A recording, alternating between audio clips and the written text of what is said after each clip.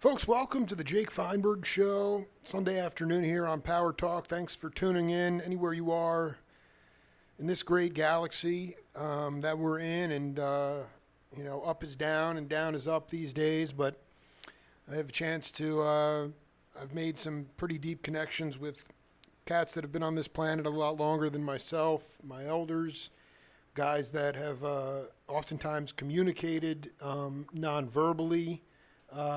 In the ultimate form of democracy, as Jimmy Heath told me, where ultimately on the bandstand, in a small ensemble or a big band, you get to express your truth, honesty in the moment, and you get an opportunity to be supported by your bandmates, and ultimately extend the conversation. And a lot of people in today's world like to short circuit dialogue or conversation by yelling, screaming, and or just denying reality or facts, creating an alternative reality. And, this has proven in history to work before with unfortunately large minorities of populations. And I actually, as I sit here today at 1:06 p.m. Pacific time on Sunday, there is absolutely no way for any of us to predict that after the elections this coming November, what exactly will we be left with as a country. And I think for people of color, it is even more disconcerting, and the oppressed and the minorities. And my guest that I've had him on before. He's a prodigious musician. He's also somebody who has understands the evils of racism and cultural bias, and has seen it firsthand since he was a kid. And I oftentimes just step back from it all and wonder how people like my guest are able to continue to rise above and function and thrive as best they can in this society that we live in. And we can only pray that things will work out, and there will not be a lot of violence and or bloodshed, but I actually can't say that. Gary Bartz, an honor to welcome you back to the Jake Feinberg Show. Thank you, Jake. Good to be here. Hey, Gary, I wanted to ask you a couple of things, just for my own peace of mind. Can you just talk in general about the inherent, in your mind, the inherent distrust of rhythm in this country, in the Eurocentric view in the United States? I only ask because Joe Chambers dropped some information on me a couple weeks ago when I did another interview with him, and he said that, and I didn't know this, but when Clifford and Max came together and merged that band, that was actually Max's band. But a lot of cats, for marketing purposes, and maybe what Joe was saying was that drummers were never considered composers. And the only one that even was doing anything like that was Max Roach. And they flipped that band, made it Clifford's band, and it's just sort of a microcosm of the general distrust of rhythm and the roots of rhythm. And drummer. Yeah, but I mean, just you can riff on. Well, no, drummers cannot compose. That's basically what Joe was. I wanted to get your opinion on it, seeing that you basically lived through that time. Oh, I mean, drummers. Look, drummers are always the band leader. No matter whose band it is. I love it. The drummers are the band leaders because they have the strength and the power. They can drown you out. They can make you look good. They can make you look bad. They can take the music anywhere they so choose because but I've always said that the drummer is always the leader, no matter who the leader is of the band. And that's the way I look at it. But Max was a composer. The drummers always, they're composing all the time. They have to know as much music and more, as anybody else. So, but that's just marketing. I didn't know that either. I thought that was common between them. They decided to do that, but maybe not. I mean, you said Max would go to blows over if somebody used the word jazz to describe his music. Yeah. And, with you and Stanley Cowell and Max, I mean, like, do you remember what you were calling your music? I mean, Mingus called his music Mingus music. I mean, you put out albums. I mean, like you said, I remember the first interview we did, and I didn't quite understand. This is like going back 10 years, but you were like, you did an album dedicated to Train, and you were like, I want to put it under gospel, or and they're like, no, that has to be religious music. And, I just wonder, like, so much of, I just wonder if you could talk a little bit about that word itself, and like, is that a representation of the music that you play, or do you go by a different terminology, or is it all just music? Music is music. It's music. Air is air. Water is water. Yes. Music is music. Paper is paper. Humans are humans.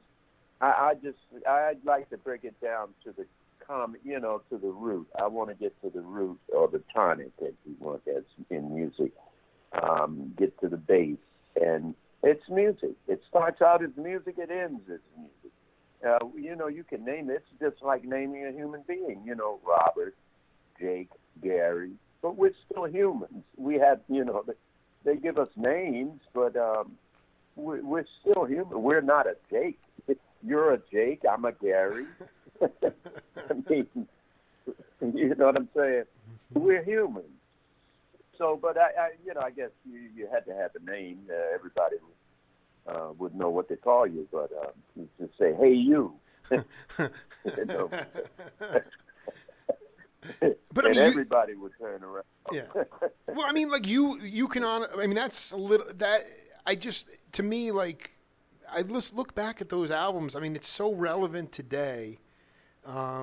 Members don't get weary. I mean, you made this really interesting point, and I wanted you to go a little bit further on it, because I'm paraphrasing, but when I met you in Emeryville and we did an interview, you talked about basically your brother and sisterhood through essentially the mid '60s. They left you.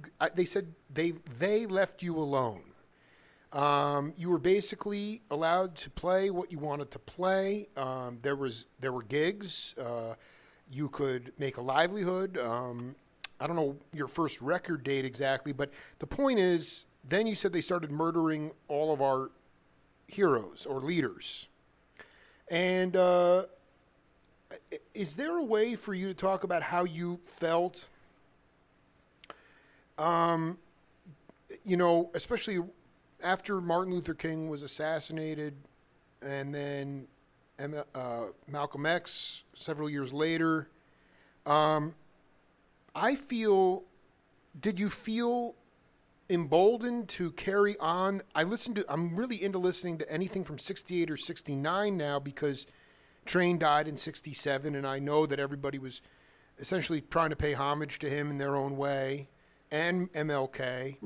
And is there any similarities, not musically, but to the anger, dis-ease, lack of justice? Could you talk about are there parallels from that time to today, in the sense that, yes, George Floyd is not Martin Luther King, Breonna Taylor is not Malcolm X, but they have become,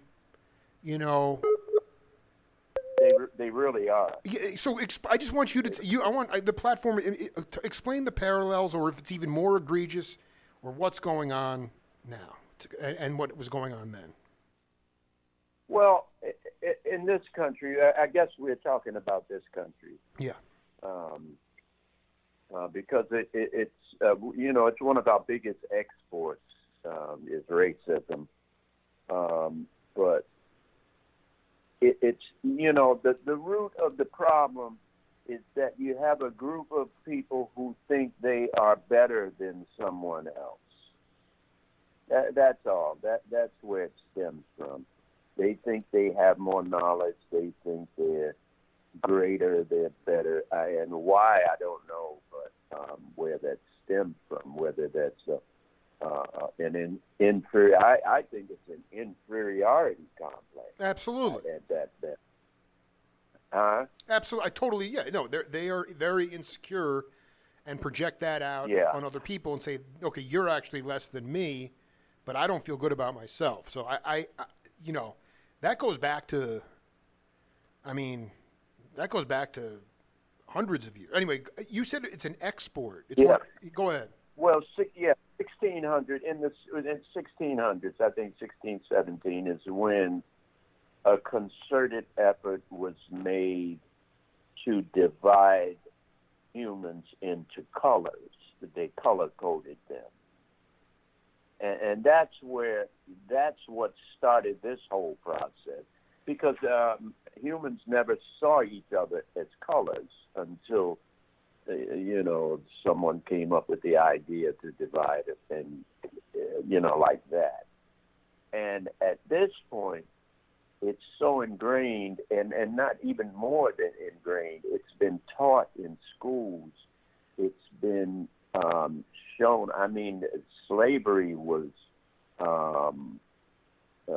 did not help at all, because we've never gotten over it. This country has not gotten over the slavery issue.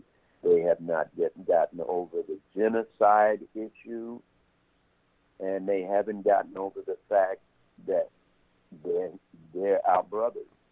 They don't want to admit or believe that they are our brothers. And so what do we do in a case like that? In a family, someone disowns you, which is what they've done. The so-called white race has disowned the so-called black race. They don't see us. They want us dead. I doubt if anyone in this country who's considered to be of black origin has ever felt safe. I've never felt safe in this country. And it's so insidious, you don't even realize how much you don't feel safe until something happens, and you take your precautions.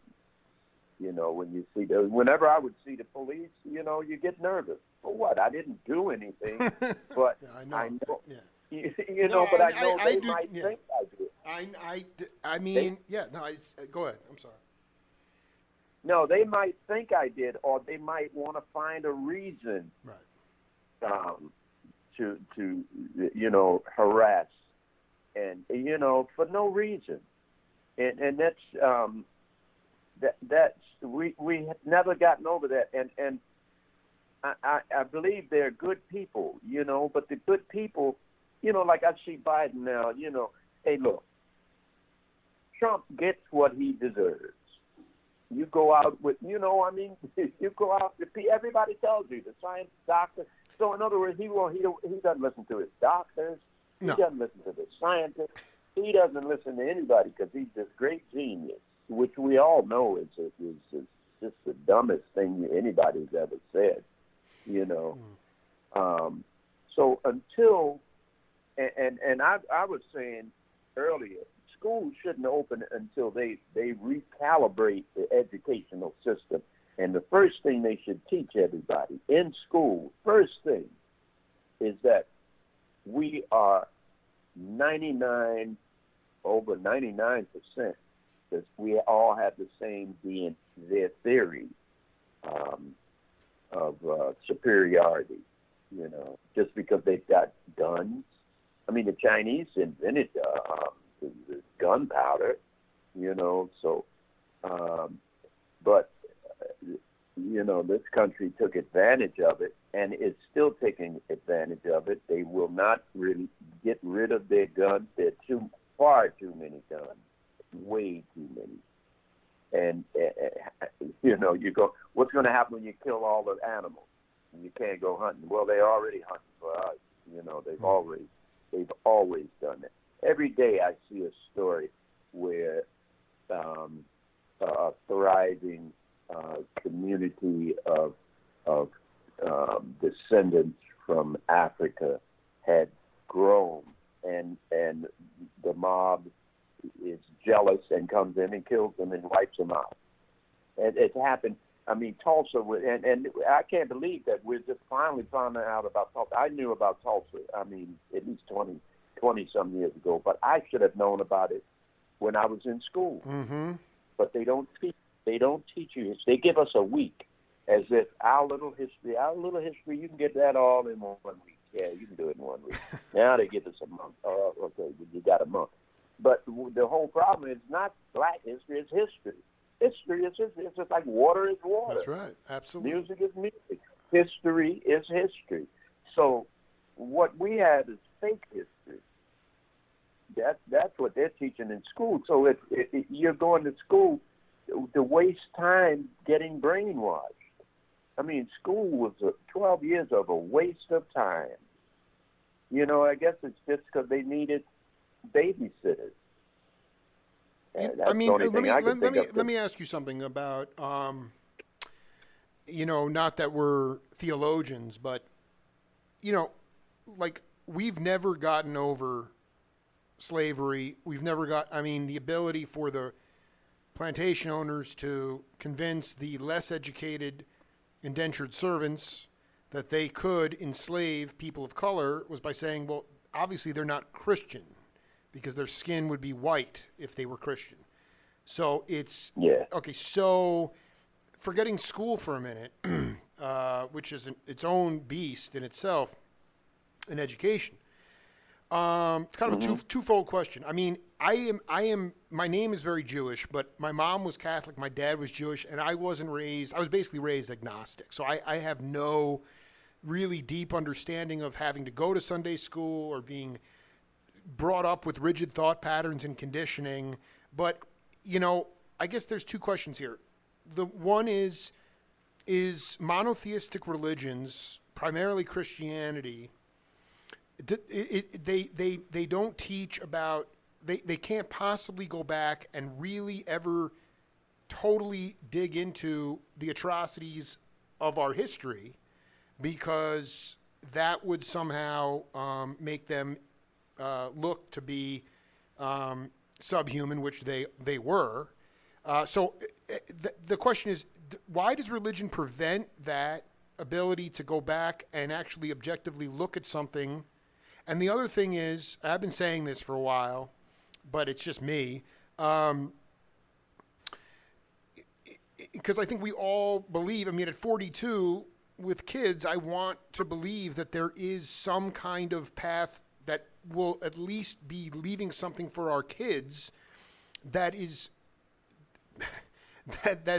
we're in a better place as a human, as a species, than we are today. And I just wonder if we could just clean away, it's a big if, but if we could clean away this stain of the last 4 years, what would be, in your mind, appropriate first steps to getting over the issue of slavery? Is it, people are freaked out about the police departments? Okay, that's one thing. But I've been saying, I don't know. What are some of the steps that can be taken by reasonable people?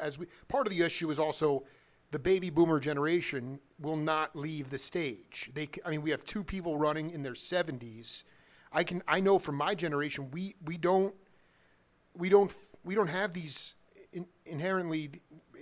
I just know new blood, younger people, new leadership could. Well, yeah, because it's not allowed.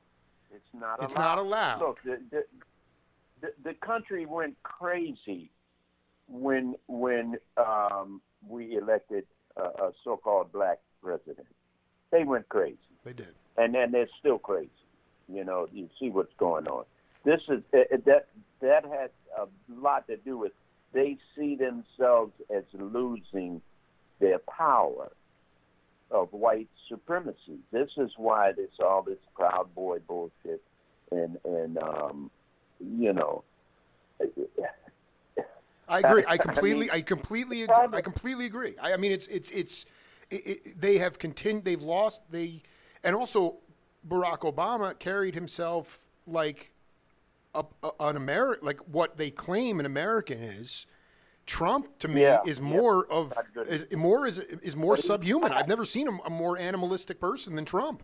It's embarrassing, actually. Yeah, I know, but that's who they are. That's who they are. Yeah. They have descended into bestiality. Look, we don't even talk about the guy that was supposedly committed suicide. Epstein, what's his name? Jeffrey. Jeffrey Epstein. Yes, exactly. Yeah, yeah. Too many Jewish cats, unfortunately, but yeah. Yeah. I mean, you got the Prince in England hanging out with, messing with young girls, and it's this like it's their right, to do these things because they're superior. And they've convinced themselves that they are better than someone else, which right away you got a problem because, common sense tells you that, but we're not dealing with common sense. But as far as religion is concerned, my take on that is that 2,000 years and it's not working, it's time to move on. If something doesn't work for 2,000 years, it takes you that long to figure that out. I mean, please. So we're not working. We're in. Like I said, if somehow we, I guess I'm talking to Gary Bartz on the cloud here in some sort of fantasy land. But if someone gave you the gavel and said, Gary, okay.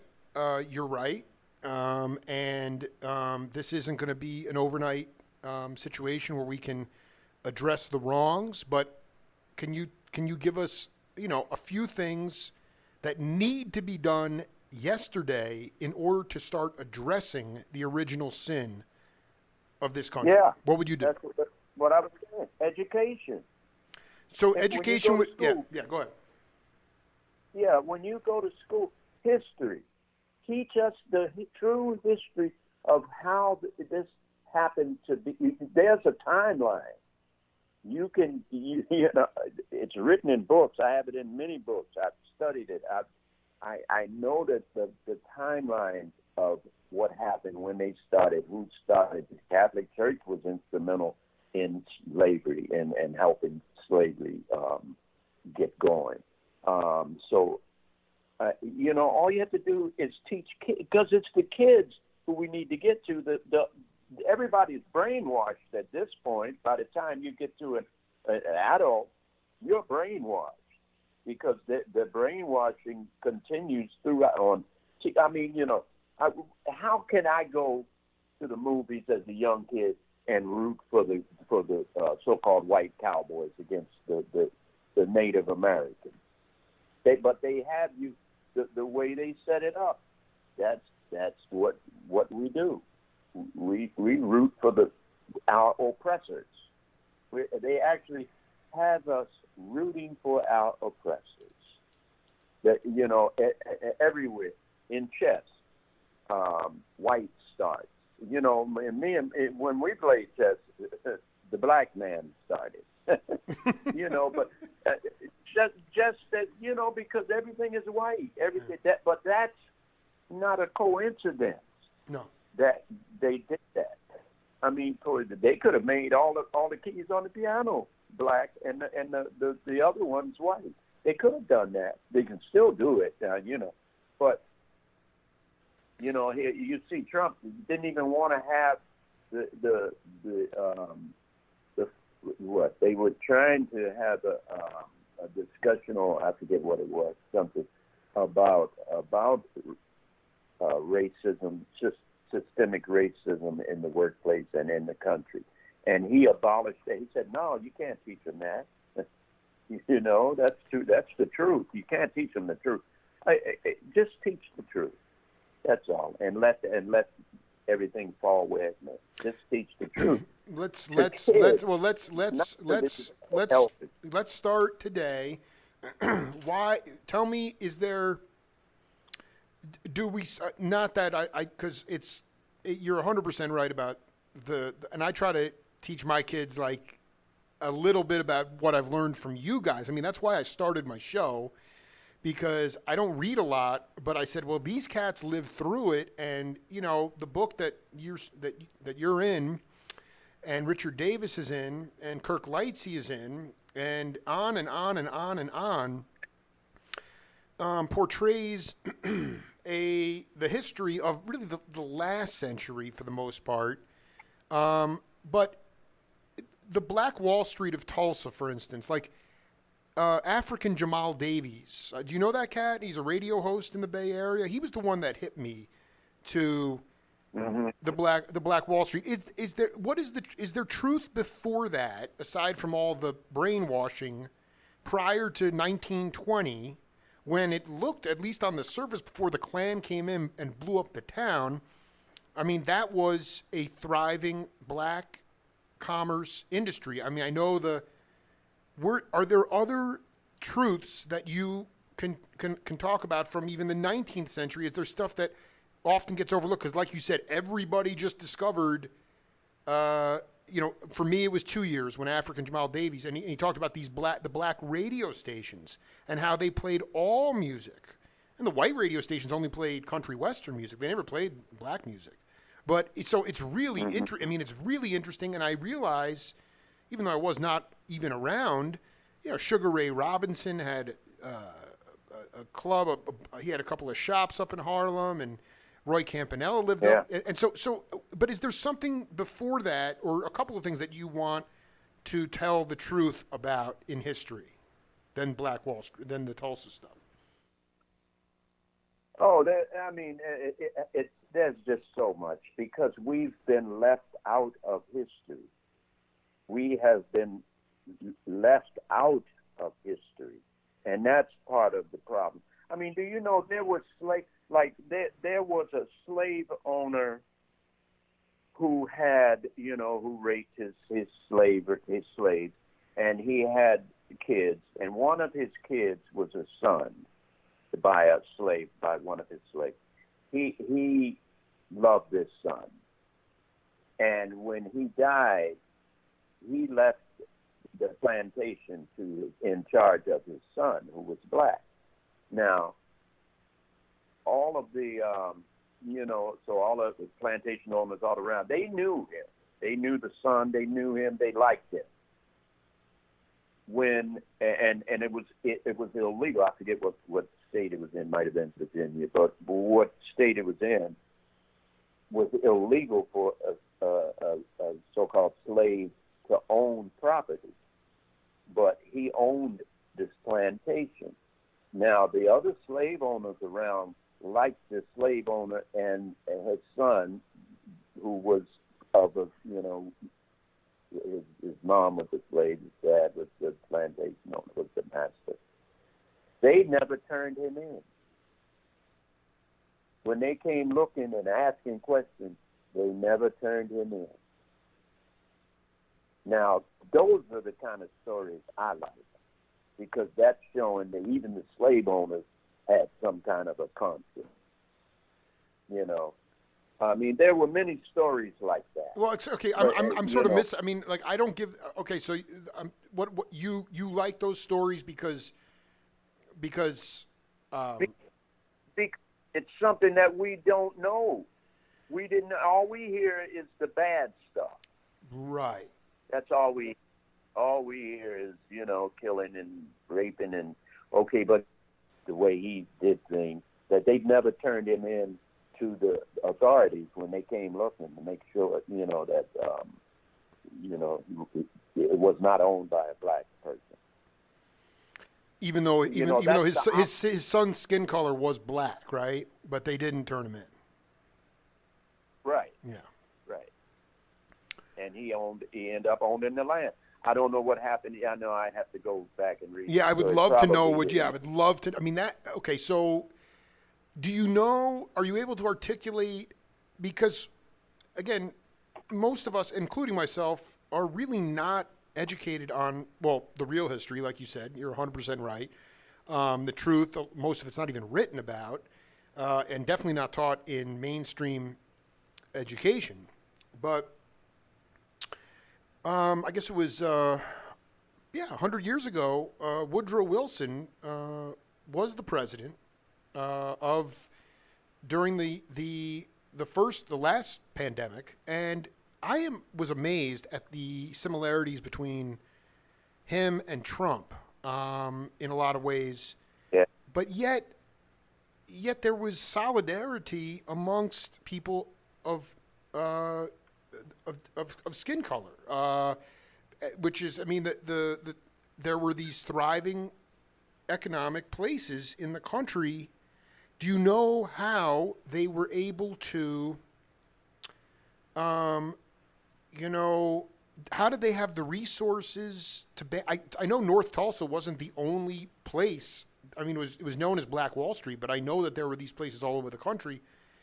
Do you have? Oh, there were, yeah. How did they get the momentum, the resources, and the money, and to put that stuff even together? Because we had no choice.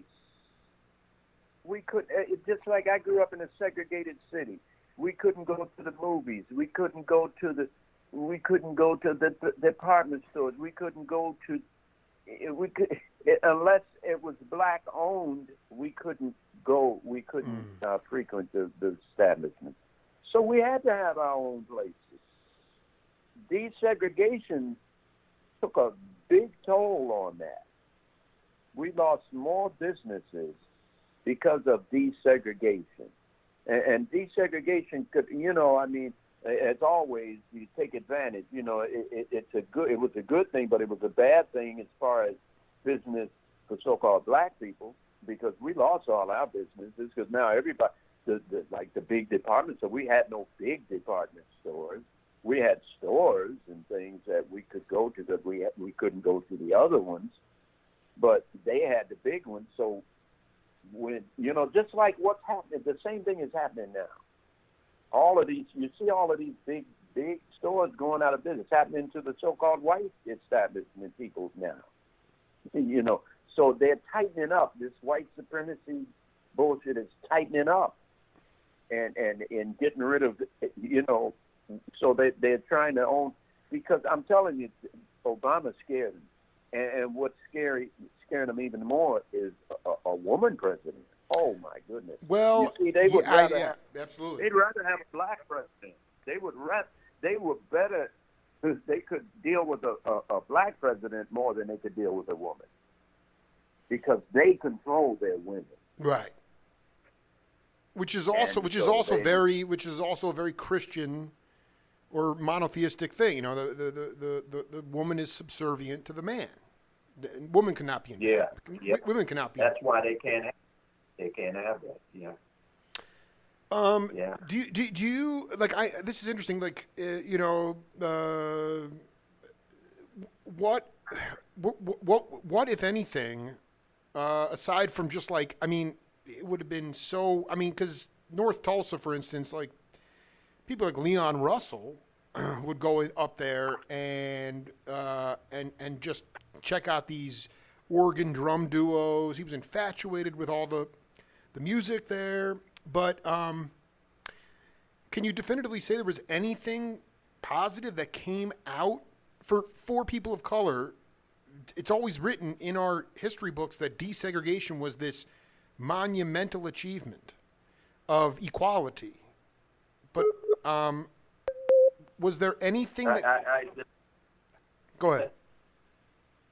No, I disagree with that. I disagree with that. And so was there anything that came out of desegregation that, in your mind, was positive? Because it's to me it definitely hurt culture, and it hurt music, and it hurt the black economy. Because like you guys were already denied all this stuff, and then they basically made the playing field that, oh, it's even now, but you didn't have the resources, so you got basically swallowed up by. Anyway, I just, for somebody like you, I mean, like, was there any positive outcome from desegregation, or in fact, were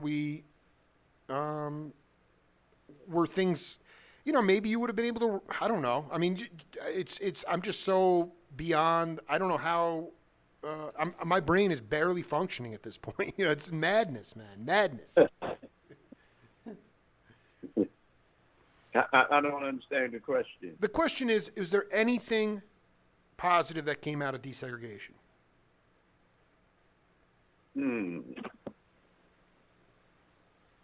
Well, probably the fact that we could get a better education. But it's not the real. Okay, go ahead. Sorry, go ahead. No, we could find out, like J.A. Rogers. J.A. Rogers, he grew up in a time where during segregation, but he became a scholar, and he found, he went all over the world, he spoke about 30 different languages, so he could read books, and being a scholar, he could access books that we don't even know exist. So he found out a lot of information that is hidden because, they have to keep us stupid. And we are. And that's the only way a Trump could ever become a leader, because he is no leader. We see that. But as long as the people are stupid and uneducated and following the wrong history and following stories that are not true and believing in things. First of all, believing in some guy in the sky who, as George Carlin says, sees everything, Right. And he takes care of everything, but he always needs money. He can't handle his checkbook. Yeah, no. Dude, Carlin has been dude. Yeah, continue, please. Yeah, so as long as we're stupid, this is going to continue until we get educated. This is the most uneducated country I've been to. We only barely speak one language. We barely speak English. I go to countries, they speak all kinds of languages. And over here, they have a problem with somebody speaking Spanish. It's ridiculous. It's just an uneducated. You can do that to stupid people. You can do what they did to us if you're stupid. And I hate to say it like that, but this is a stupid country when you believe the stuff that they believe. There's no other reason for it. And they didn't start out being stupid. I'll tell you a story. Go ahead. This happened to me. My best friend, when I was in elementary school, well, first of all, let me back up. My family moved into this all so-called white neighborhood. We were the third so-called black family to move in this neighborhood when they were doing blockbusting. I have a book called Blockbusting in Baltimore. It kind of started there. It's a real estate scheme because they needed to sell the houses they were building on the outskirts and in the suburbs, and wasn't nobody buying them until they found out that when some, black people ignored them and kept going. And that's when I understood that the problem, that's the first time I understood the problem was deeper than what I even imagined, because nobody ever sat down and really told me this. But when I saw the way he reacted, now I'm saying we see each other every day and go places every day, hang out and play, do everything together. So he couldn't even say hi. He just ignored me because he didn't want his other friends to know, that he knew me or that he, whatever. I mean, it sounds like, And that sounds like something out of a movie, but it's totally real. No, it's unbelievable. yeah, it's real. And so because of that, I asked on Facebook, I said, when was the first time you realized you were different? And white and black. Because it happens to everybody. First time you realize you were black, you were different because of your skin color, or you were treated different because of your skin. Everybody has that. There's a time. Everybody knows, because that's a traumatic thing. I used to, my mom couldn't try on clothes in the department store. We could go in some of the department stores, but they wouldn't let her try on clothes. To make you feel less than human. That's what racism is, to make you feel less than human. And that's not nice. That's not a nice thing. And now you have these people trying to say that, that white supremacy? Come on. I show me who's supreme. Show me one. Sure ain't the president of this country. This has got to, but he's taking advantage, and the people behind him are using his ignorance. And it goes on. It goes on. Yeah, I often talk and to. It's not going to. Yeah. It's not going to change, Jake. It's not going to change. It's not going to change. Well, I would say that the reason, I often tell my older daughter that people like, in Congress that don't speak out against Trump feel the same way he does. They just don't. They're not as like loud or bombastic or they're just. I guess what I'm saying is I see it changing, Gary, and it's going in the direction that you talked about. When we hung at Emeryville, when you have the state TV, fake news, this alternative reality, of just denial of truth. So it's not. I just see it changing in a more fascist direction. You talk about, and that's that. So what in your gut, what do you feel is ahead of us in the next? If it's never going to change, but it feels like it's getting worse. I'm not saying your worst fear. What do you think? People are still naive, and in my mind, there is going to be stuff that we cannot. Well, yeah, go ahead. Where are we headed in your gut? What does your gut tell you? This is the way I feel. We did not start this problem. We did not start this problem. So we can't fix it. We cannot fix it. The people that started it have to fix it. And they're not going to do that. That's why they started it in the first place. So they're not going to fix it. So it'll go on until, some natural disaster will happen. And then they'll see that we're all, all the same. Every now and then it is, you talk about desegregation. Okay, only the public as institution. Everything else is segregated. Sure. Just like it was. Maybe even more. Probably. I know when I bought my house in New Jersey, and my house was on one side of the street. It's all,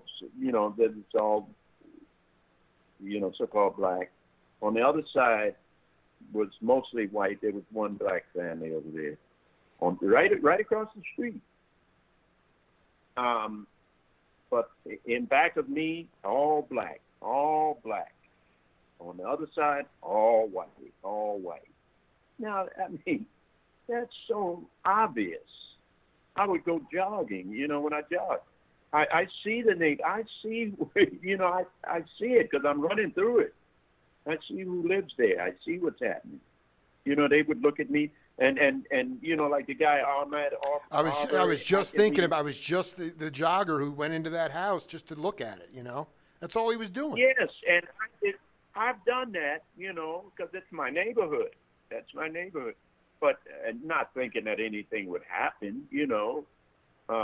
Just looking around, just innocently.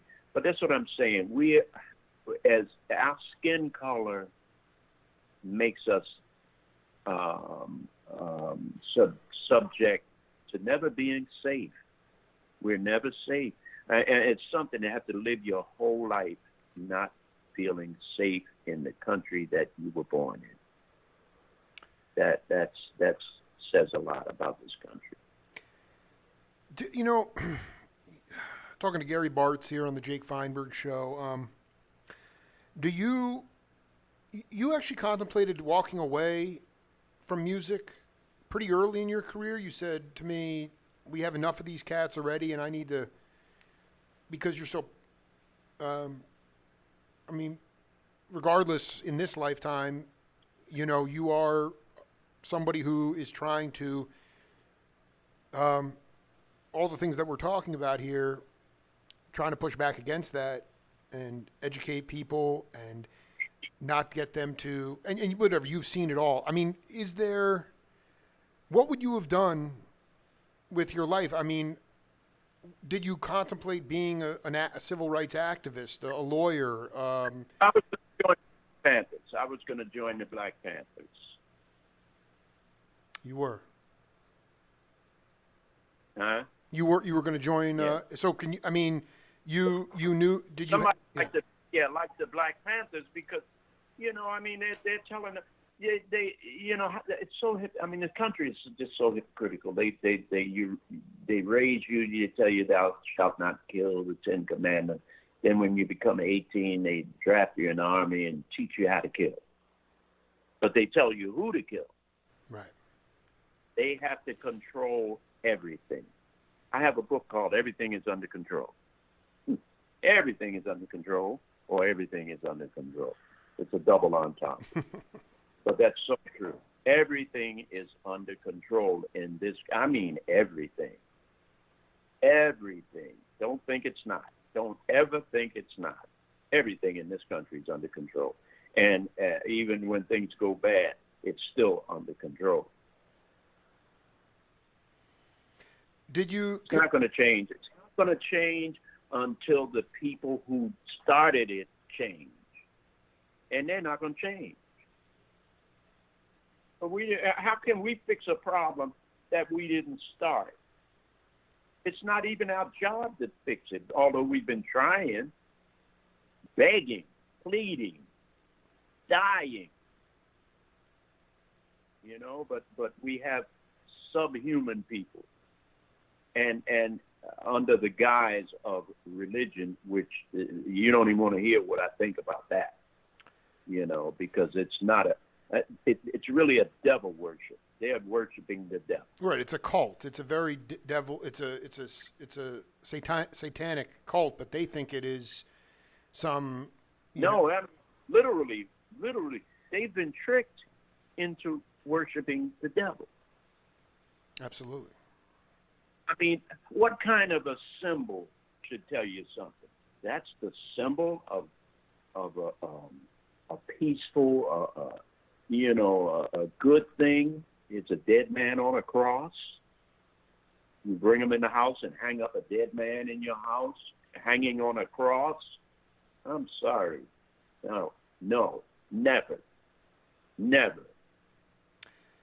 You believe that, you said a natural disaster, but the way it seems to me is that the only way fundamentally there's going to be that's what Charlie Persip, the late great Persip, told me. He said, the only way we're going to have any kind of, he was talking about new musical vocabulary or growth in music, but he said the way the system is, the only way you're going to ever have any kind of rebuilding is if you have a complete collapse of civilization. And he goes, I hope that doesn't Yeah. but I mean, you're talking about hitting people, because the only thing that, you know, every Sunday people will sit on their couches, including myself, and we watch football. We watch all these great dudes crushing each other and hitting and making great catches and all this stuff. And it's That's like, just a distraction. absolutely. But the only thing that really counts in this society is money.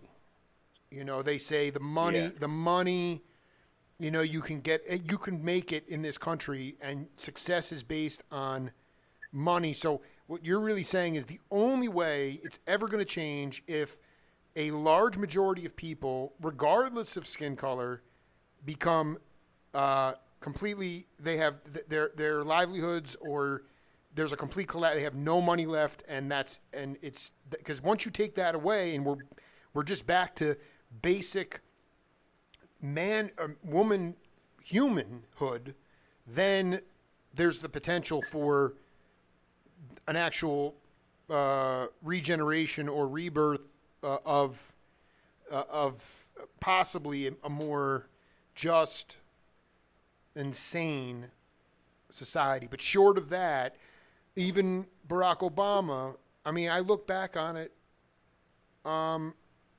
okay, I mean, people would say, you know, why are you people complaining?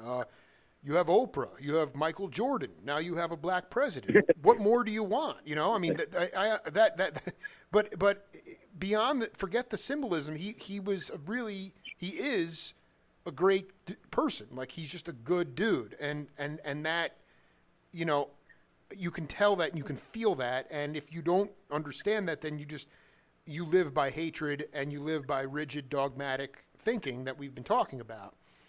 Do you look at, I understand he had an impossible job, but seeing the fact that not realizing, in my case, what was really coming down the pike after this reaction to Barack Obama, did he do anything, did he miss an opportunity at all to reverse engineer our history?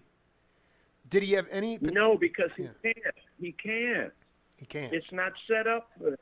It's not set up for that. He couldn't. If he could have, I'm sure he would have. But he couldn't.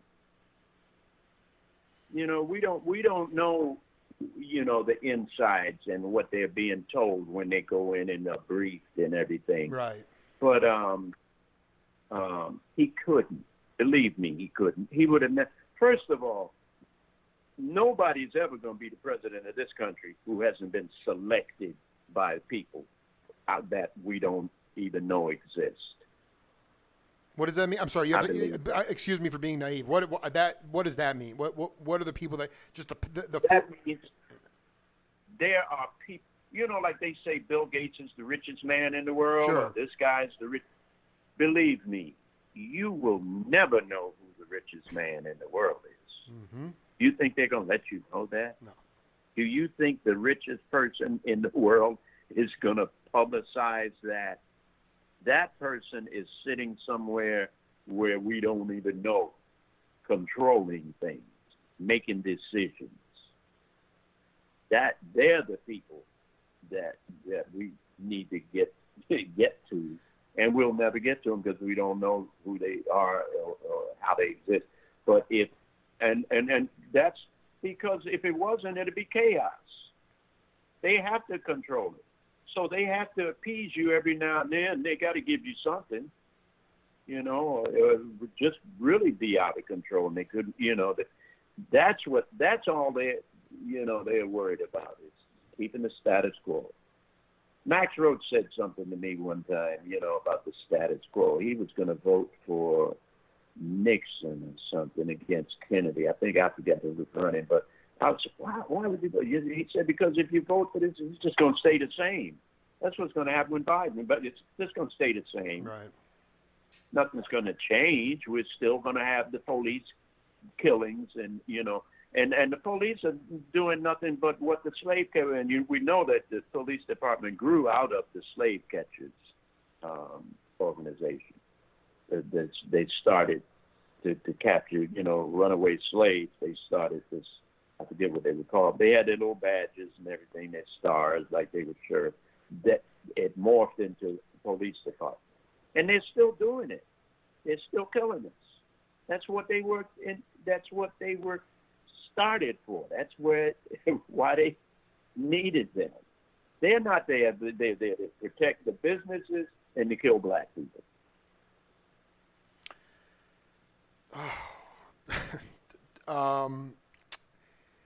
Is there a way for you to, putting away all the demagoguery and the miseducation about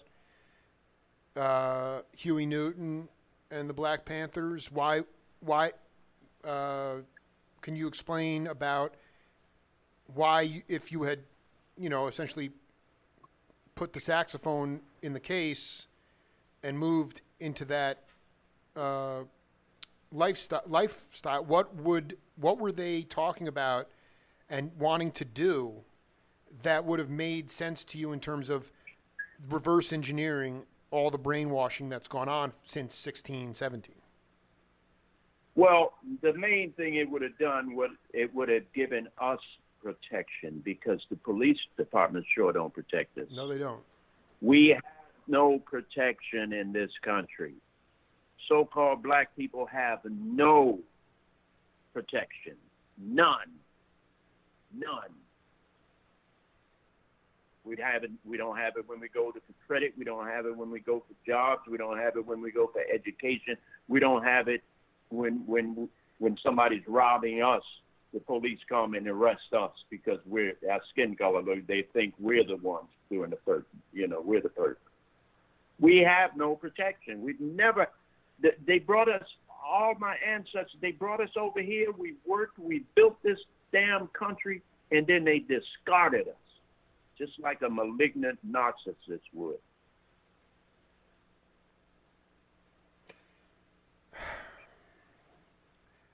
Max Roach was going to vote for Nixon because he said that Kennedy basically would just do the same. Yeah, it would just keep everything going just like it is, Every now and then one of us would get killed by the cops and everything would just go on. And it's just, we need change. But it's not going to change until we can't change it. We can't change it. We don't have the power to change it unless we all just get together and get up in arms like the Proud Boys.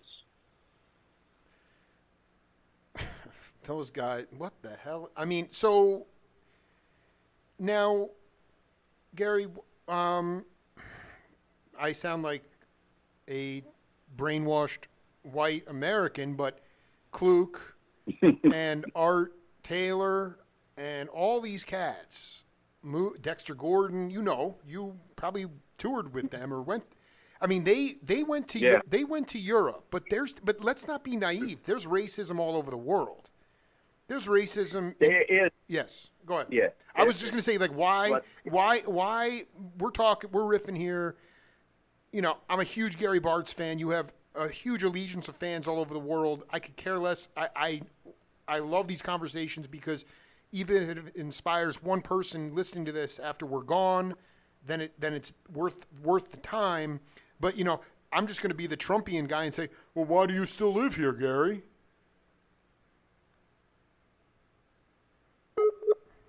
It's like saying, why do you leave home? This is where my family, my ancestors are buried here. Mm-hmm. The same reason why the Palestinians will never give up that fight. Their ancestors are buried there. This is my country, as far as I know. But when it comes down to it, I really don't have to live here. It's not, I could live somewhere else, in a heartbeat, and because I consider myself as a earthling, yes. not a American, because I've never been accepted as an American. I've never been accepted as a human being. So it doesn't matter where I live. But this is where I was born. This is where my family is. You know, and when you move to another country, I mean, you go to another country and you don't have the same fear. You feel more protected than you do in this country, because we know this country is not going to protect us. But they've proven this time and you can't even sleep in your house. You might get killed. Absolutely. And that, so, you know, again, I'm just going to be devil's advocate here. It's like, you know, you have, like, your parents were obviously strong people, but when your buddy Tommy, that you saw every day, and then he moved, and then he came back with two friends, and you ran up to him, and he's like, "I don't even know who you are," and that was the first time you recognized that how deep-seated the racism is in this country. Mm-hmm. How? But because you said you had no idea about it before, but were your parents? What would, if you could describe their ethos? It was walk tall, walk straight ahead, be who you are, be vigilant. What was, or they didn't? What was their mentality and zeitgeist as it related to? Because it was even more. I mean, it was a different time, but did they? Where do you feel like they came down on the treatment of people with, you know, darker skin? Well, I mean, you know, they were well aware. They were well aware, thank goodness, you know. And so, you know, I would hear the stories, the things that my dad would come home from work and say, you know, tell me things that happened to him. And he didn't take much stuff from people either. He was Right. 6 feet 2'2", big man. And so he would say, don't, like, because I know, talking to other cats who grew up with their dad, they were sharecroppers, and you know, they'd come in and try to get their money, and the white plantation owner would say, no, this is all you're getting, and the dude, you really had to stand up for yourself to get what you. Mm-hmm. But I mean, it was still, he would come home and tell you these stories, and then what would they say? How would they say for you? I mean, not that there was a game plan, but what did you learn from them? Because listen, you've made a great career for yourself, you know, despite all the odds, despite not feeling safe. You've made a career as a musician. You're a teacher at a university. I mean, maybe in the past you've been denied being able to buy houses and things like that based on but I mean, you've acquired certain material things. I mean, again, I'm not trying to be Pollyannish. I'm just trying to say, how did they prepare you for survival, and what would be your advice to other cats? Because I look at our situation and the dynamics and the brainwashing, and it's very deflating. It's depressing. It's like I'm beginning to see, in my mind, a disintegration of Banana Republic. I don't really consider it a democracy because of the inequality, but even that is, well, yeah. It's never been a democracy. It's a democratic republic. It's a republic. And in reality, we are still owned by England. That they still own us, just like, you know, all the African countries are, you know, their colonizers still own all the banks and the businesses and everything. They still run that country. You know, they might have a, you know, black president, you know, African president. They still own all the businesses, the colonizers. And the same thing with England. They still own this country. They could do, look, we cannot print our own money. We don't have, even small Banana Republic countries have a national bank, but we don't. We have what's called a Federal Reserve Board, which is located in Europe. And every day they sit and they tell the world how much each type of money is, how much it is. The dollar is worth this. Right. Are you talking about the International Mercantile Marine Company? No. It's even older than that. It It's had to older do than with that. Yeah. slavery. Okay. Interesting. Okay. Yeah. They manipulate everything and make all those decisions from a monetary point of view. Absolutely, they do. When you look, every time there's a problem with finance, see who the experts are. Yep. They're all speaking with an English accent. I noticed that years ago because we're still a colony of England. That's where we take our big, advice and orders from. If, This it's not going to be fixed until the people who started it fixed it. But that just seems so. And it seems so. But that doesn't seem. I mean, Biden's not going to fix it. Kamala Harris. I mean, she's a strong. Nobody's going. Yeah. Nobody's going to fix it because Right. they don't want it fixed. Everything's under control, like you said. Everything's under control. If you were in a room, if they gave you an hour, if they gave you an hour, in this simplistic, brainwashed America, that people will say, well, there's no white supremacy. Clarence Thomas is on the Supreme Court. That's an educational problem. No, I want to ask you a question, though, because Clarence Thomas is... Yeah. What would, if you were in a room with Clarence Thomas, what would you want to ask him about? He says no words during the Supreme Court stuff. He comes from basically the same ancestors that you do, and yet he sits there and is part of this everything is under control mentality. Have you ever read a book by Frantz Fanon called Black Skin, White Minds? I have not.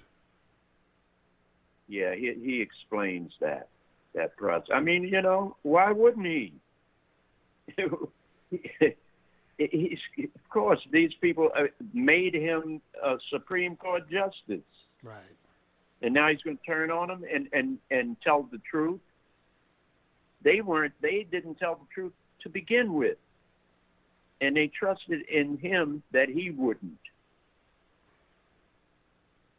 That's why they're trying to ram this woman through so that they can stop the abortions. And let's be very clear. I'm going to make one prediction right now because this is unseemly in the sense that, setting aside the fact that Trump is in serious. I think I saw what you put up today. The boy who cried wolf. It's like, let's be very clear. The antecedent of this outbreak that has our president in the hospital came at that event, and nobody's talking about this because we have no answers on this novel virus. There are no answers yet. Okay, so right. So the idea, she had it already. She had it in July. She had it, and she was the center of attention, and you're going to tell me that she was not embracing and hugging and kissing and being in close contact with all the people who've been infected. So this whole thing is going to fall apart in a big way because she's replacing a woman who tried to get closer to the truth and who happened to be philosophically more in line with progressive people. So this is an assault on whatever. Who am I to say assault on dignity? It started there. The fact that they're trying to ram this thing through. She is the super spreader. Nobody's going to acknowledge that. They will never acknowledge that. They claim that you can't be contagious after you have it. I don't believe that. Okay, so this thing, but I think that the reality is there. Is there? You have children. You have grandkids. You have. I mean, you're not planning on checking out anytime soon. God forbid. What the hell? What is the silver lining here, Bartz? Give me something to go on here, because the music used to pull people through. I mean, I can honestly say that if I walked out of a club seeing N2 Troop, Thelonious Monk in a week, I would be healed and in a very good place of peace for a long time. So the music was always, and in some cases continues to be, the live music especially, the last bastion of healing. And but that's now been taken away because, and rightfully so, it's really hard to have spiritual communal music indoors now. It's just really hard. And then the other side of it is, well, and how is that going to look even if you do it? Is it going to be anything like what live music is supposed to be, in my mind, about? So, is there any silver lining that you can hit me with walking out of here on a Sunday? Or, because what you're saying is we didn't start this problem, the people that started it have to fix it, and we know the unwinding that tape, I mean, forget it. Just forget it. It's almost inconceivable. Is there some silver lining or something that gives you some kind of inspiration? Because I know you're not some dude who's just, like, I keep hearing people say, we don't want to be like the people we don't agree with, right? Like, don't get down on their level. But more and more, it seems like in order for the truth to come up, to really come to the surface, then you have to start playing by a different set of rules, because these people have been playing by a different set of rules for hundreds of years. Yeah. Yeah. I mean, no, there's never been a peaceful revolution. Exactly. So, I mean, we're on a collision course towards disaster. If the people who know what the problem is, and there are people who know how to fix it, but they don't want to, because they think they'll lose power, they think they'll lose whatever perks they get. I mean, for me, see, religion, music was the first religion. Yes. Way before any organized religion was even thought of. Music was the religion. Whoever the king got in charge of the country, they thought people who could put together sounds, pleasing sounds, together, were magicians. It was magic. And so they made them the popular people, the people to worship. Yeah, like they were the conduits to the Enlightenment. Yeah, absolutely. Yeah, right.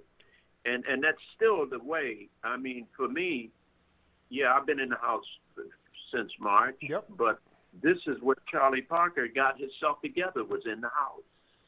For 3.5 years, practicing 12 to 15 hours a day in the house. This is where Coltrane got himself together, in the house. Sonny Rollins, he went up on the bridge because I guess he couldn't play in the house. But this is where... I did. Yeah, so I mean, like, to me, like, those cats, just push back on me here. I mean, all those cats, Bird, some of those cats, I mean, to me, they already had so much. Are you talking about when Bird had, like, his legs, when he was younger, when he was like, he had broken legs and he had to play in his house, or because he was? No, I don't know what condition he was in, but that COVID. But so many cats today, including many of your students, they don't have the ability to really, like, play on the bandstand on a consistent basis so that they can feel secure with themselves. So the way that they compensate for that is by practicing, but then they get into a rut. They get into this rut, and I've heard other professors, former players or players that are still playing but they've moved into academia, and they say, don't prove your self-worth through practicing. Like, go out and hear some symphonic music. Go hear something different. I wonder how, in this day and age, when cats can't be playing 4 sets a night, it wasn't even available before coronavirus, but because they cannot prove themselves in a communal situation on the bandstand, the ultimate democracy. They prove themselves in their own, in isolation by practicing.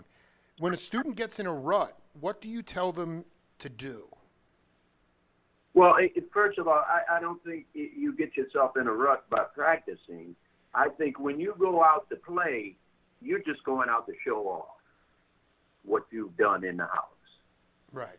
Because you don't learn much on the bandstand other than how to play with other people and whether you really can play with these other people, whether they are good for you to play, whether they listen. See, the problem is that everything in this country has been dumbed down, including music. Right. Which is why music is so stagnant right now. I mean, people come to school, they want to learn how to play bebop. No one is playing bebop today. No one. No one is playing bebop because it's too hard. And everybody wants to go out and jam and play songs, but they don't want to stay in the house and get themselves together like a bird or a train. See, music, the only time music has been innovative has been periods when you had a bunch of virtuosos. Bach was a virtuoso, Mozart was a virtuoso, Liszt was a virtuoso, Chopin, Beethoven, they were all virtuoso musicians. Now, we only know them as composers, but they were virtuoso musicians, as was Charlie Parker. He was a virtuoso, Dizzy Gillespie, Miles, Train, all of the Sonny Rollins, they were virtuosos. So now we're going to do, you can't teach someone to be a virtuoso. They have to do that work. So like I tell them, they say, oh, I can't play. Man, you've got a gift given to you. We can't go out. So stay home and practice and work on your craft because that's the only way you're going to get to be a virtuoso is by working on it. And then maybe music will move. But right now, they're just, when I hear them play a bebop tune, it's so hard to listen to because first, they're not playing it. It's like they might as well be playing something by Elton John. It's just, I love Elton John, but I dig. But explain, are you just, this is, okay, I want to be very clear though. What you just said about virtuosos, that didn't happen in a bubble because the guys you just riffed on, the classical cats, were all sponsored. Yeah. They were all sponsored by people. Bird and Louie, they were sponsored. The mafia, they had gigs, man. They were being paid. Right? I mean, the idea that you can just shout. Not before they had done their work.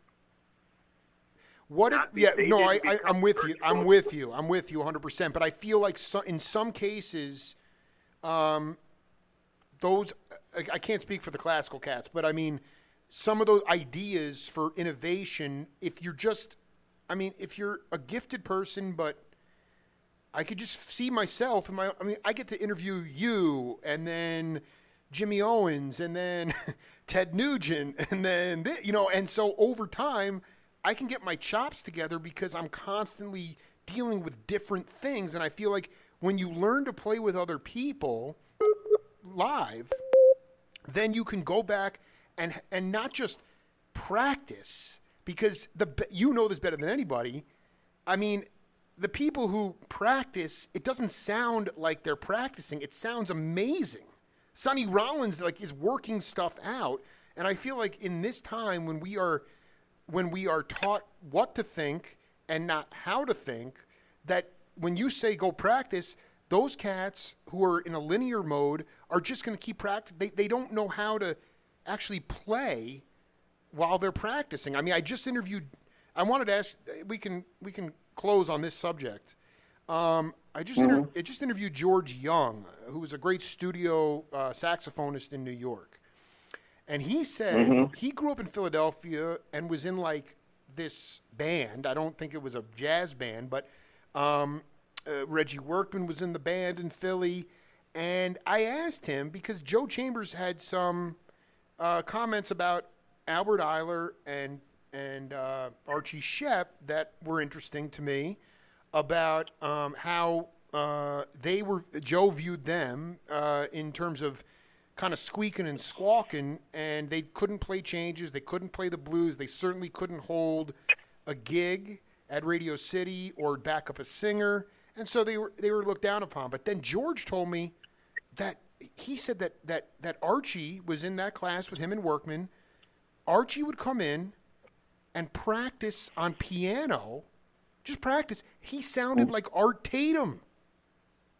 He sounded incredible. And it was like, okay, he didn't really have he was playing clarinet at the time. He wasn't really dabbling with the horn. But it's like, I guess it's all coming together. Like, do you believe that the live experience can give you ideas for not just practicing? Because I guarantee when you're practicing, Gary, it's not like, it sounds amazing. That's the best practicing. It's not like... No. See, what I say, I tell my students, when you're practicing, you should sound horrible. What does that mean? It's because you're trying new stuff. That means you should be practicing things that you can't do. I dig. If you're practicing things that you can do, what's the sense in that? Mm-hmm. That's like masturbation. If why would you practice something you already know how to do? Oh, you practice what you can't do to get better at it. That's what I mean by that. You should sound horrible because you keep going over something, you keep messing it up until you get it. You can honestly say that was what you did prior to that's what I do. That's what I do. But why would I practice something that I already know how to do? Let me ask you that though. Doesn't make... So but do you believe that because what you're talking about is, to me, that's how jazz or that music, that's how innovations occur, but because it's a lot of the music that you grew up loving and worshiping and eventually playing has been codified in academia, cats feel a need and taught wrong, and they've taught it wrong. They taught it wrong. See, go ahead. The educational system in this country is the worst. I get students that come in, they can't hear. They can't even hear. Just about 90% of them come in with no ears. They all learned by reading first. We've been through this. It's one of the, every time I read that quote that you told me, their ears are locked. Every musician's like, wow, that's really interesting. Because they're like, that's right. Well, that's true. Yeah, it's true. But do you recognize that they're coming up believing and learning and being taught that this language of music is a formula trip, which it's not. So, how can you blame? Right. How can you really blame them? Because it's all become very classical, Yeah, I don't blame them. I don't mean I don't mean blaming them, but they've taught it backwards. Everything. It's just like the education. It's like a microcosm of our educational system. Don't teach them anything that will help them to grow. Just teach them enough so that they can get by. That's this educational system in this country. So if you want to do more, you have to do it on your own. You have to have the will to do it on your own, because But if I hear some musicians in there practicing, and it's not a performance. A practice when you work, that's work. I call it work. Yeah, I agree. I dig. dig. Play stuff that you don't know. That's the thing. That's what I'm trying to get at is like this idea of I'm being also the grading, grading is grating. Mm-hmm. Like they feel I need to get an A in this class. In order to get an A, I need to get a good grade, a perfect score.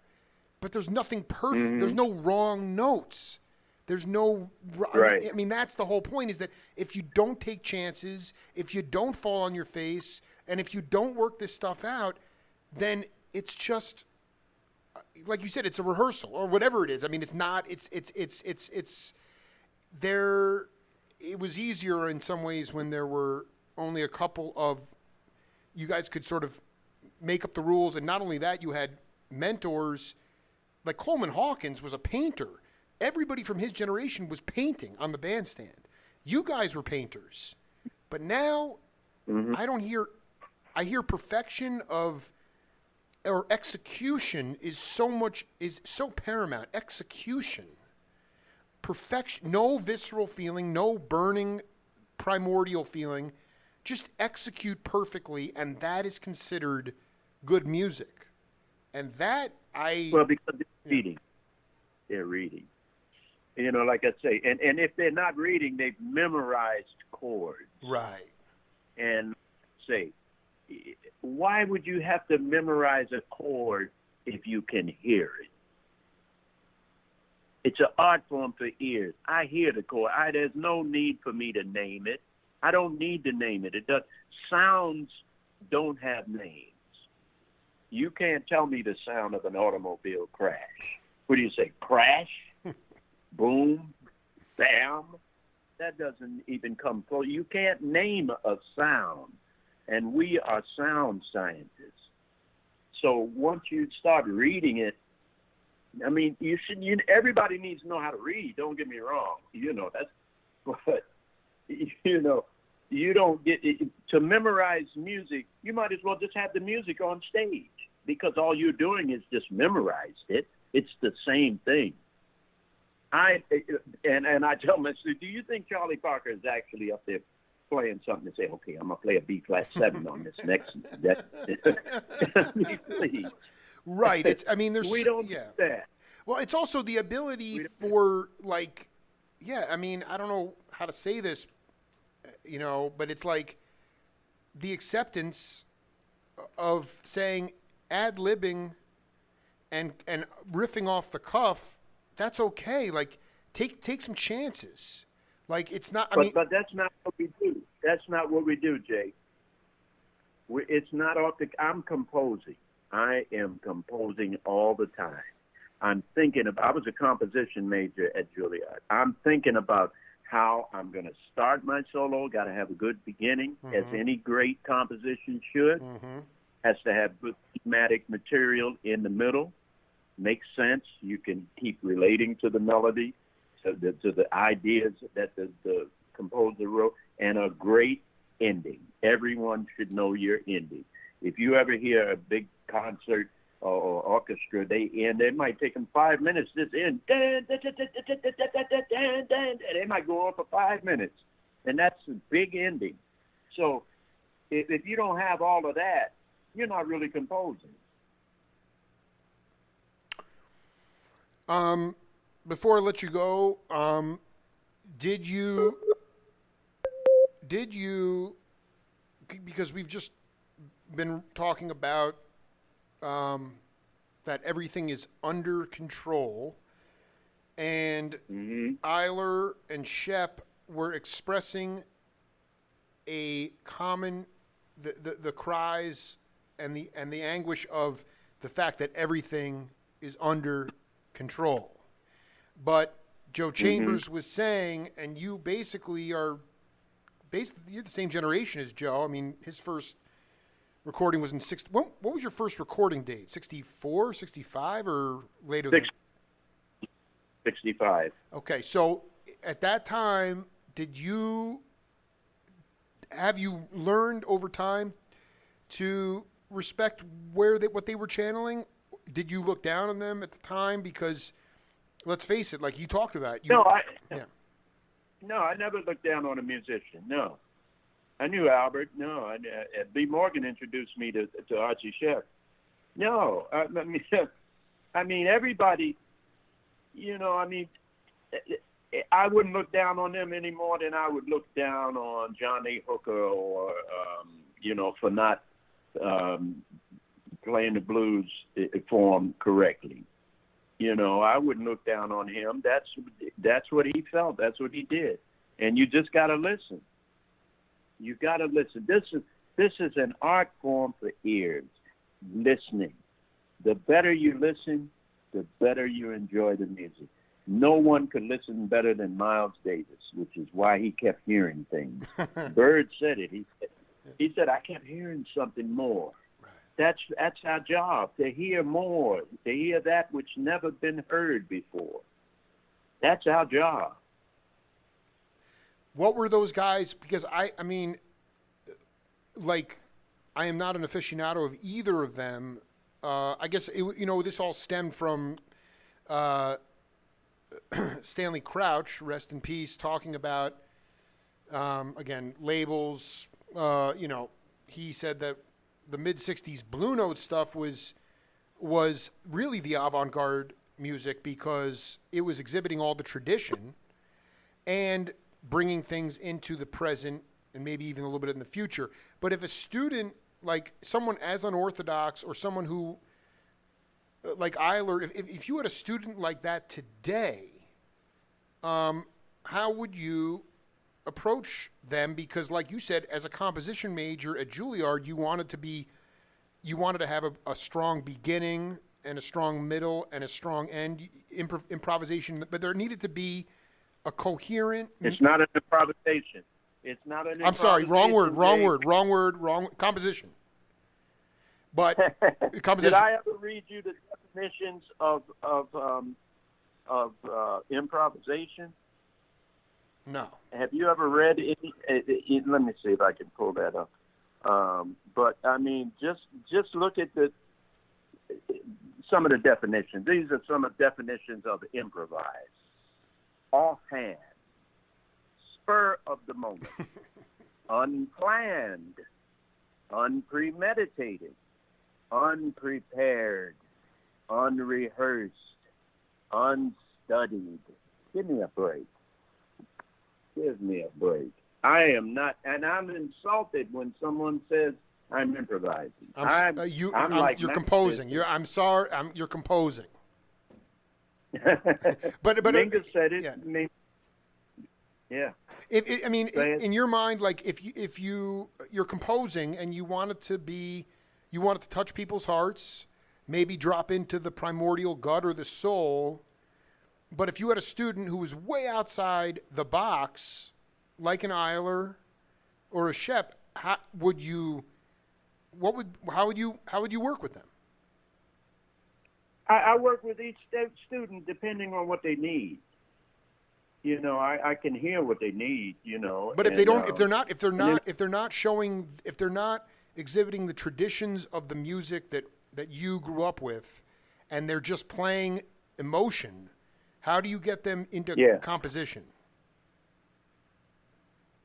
Well, I explain it.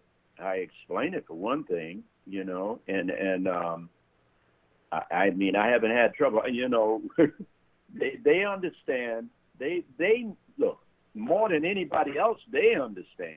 An hour and 40 minutes, Gary Bartz. I am pretty subdued and humbled after this, but I will continue to move forward. I guess at this point I've dedicated my show, as long as it's on the air, and that I just don't want the arts and live performance of any type to die. And it won't. I hope I'm glad you have that. Yeah, no, but listen, God is, I think you said it before, God is sound, right? I mean, that's what it is, right?